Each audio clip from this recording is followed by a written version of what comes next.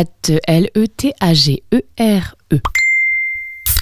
Oh non, putain non, mais pourquoi une suite au film le plus indigent jamais écrit, bordel? Personnellement, je trouve cette annonce 10 fois plus nuisible au cinéma français que les 10 dernières productions clavier réunies. Pourquoi t'as jamais voulu être avec moi en fait? Chaque fois que tu te fais larguer, tu recommences. Léa! Je te raconte, c'est pour faire larguer. Vincent, qu'est-ce qui se passe avec Max?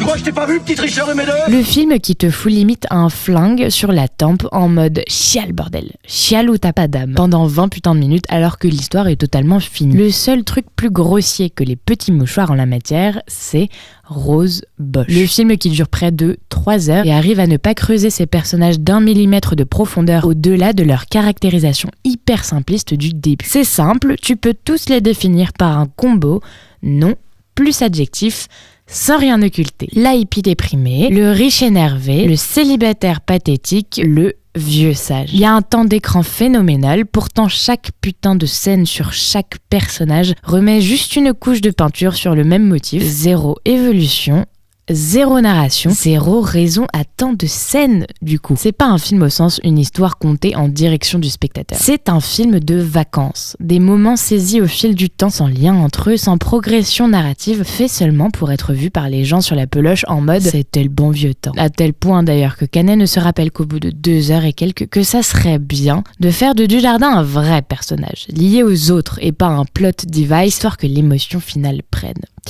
Évidemment, ça rate. C'est pas 30 secondes de vidéo souvenir en mode oui tiens, il fait partie de nos vies ce mec qu'on a vu 10 secondes au début, que tu poses des enjeux émotionnels. Tout ce qu'on sait du gars, c'est qu'il se shoot et picole avant de prendre la route. J'en oublie presque Jean-Louis, l'ostréiculteur, le personnage classique du vieux sage, non, plus adjectif, qui n'existe littéralement que pour prononcer à voix haute les leçons du film, des fois qu'il resterait un mec n'ayant pas compris. Tous autant que vous êtes là, vous mentez à vous-même. Vous acceptez le petit travers des autres parce que ça vous arrange. Vous vous dites ami. Mais c'est quoi être ami? C'est votre pote tout seul à l'hosto pendant 15 jours parce que vos vacances et votre petit confort c'est plus important. Attends, Jean-Louis, ça va. Hein. Mais qu'est-ce que c'est à toi? Entendons-nous bien, je n'ai rien contre les œuvres qui te disent que le temps passe vite, de profiter de la vie et de préférer tes amis au fric et compagnie. Aucun message n'est trop évident ou niais à mes yeux, mais putain, l'écris pas à la truelle, en travers de toute la pellicule. Tout est tellement passé au rouleau compresseur dans ce film que même ce qui est bon dans l'absolu agace. Genre la BO, que tu sens juste tirer du MP3 percé de Canet. Il y a un tel manque de finesse dans le choix et l'utilisation des titres que t'en viens à être saoulé par du Janis Joplin.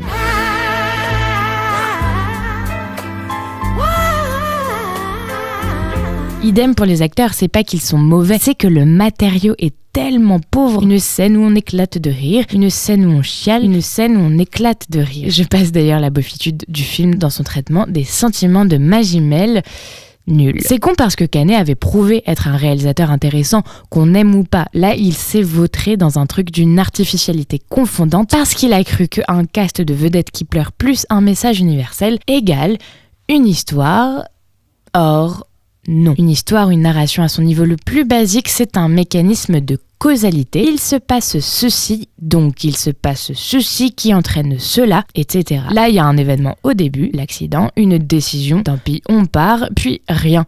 Pendant 3 heures jusqu'aux conséquences de l'événement. Notez, ça peut marcher, mais la moindre des choses quand tu décides que le seul truc qui va combler 3 heures de film ou 300 pages de roman, c'est l'observation des personnages, c'est de les écrire pour de vrai. Ça aussi, raté. Peut-être parce que Canet les connaît trop bien et oublie que nous, pas. Les comédies plus ou moins horribles de ces dernières années ont sans doute d'autres problèmes, genre l'homophobie, le racisme, mais rarement j'aurais vu un film aussi mal écrit mécaniquement que Les Petits Mouchoirs. Et ça m'agace que ça sorte en salle en l'état, parce que ça aurait pas été Canet et ses potes, n'importe quel éditeur ou producteur aurait dit à n'importe quel autre auteur de revoir sa copie.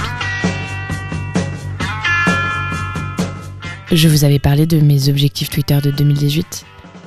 1. Me remettre à plus parler ciné, livres et écriture. 2. M'énerver moins. On va dire que je progresse quand même.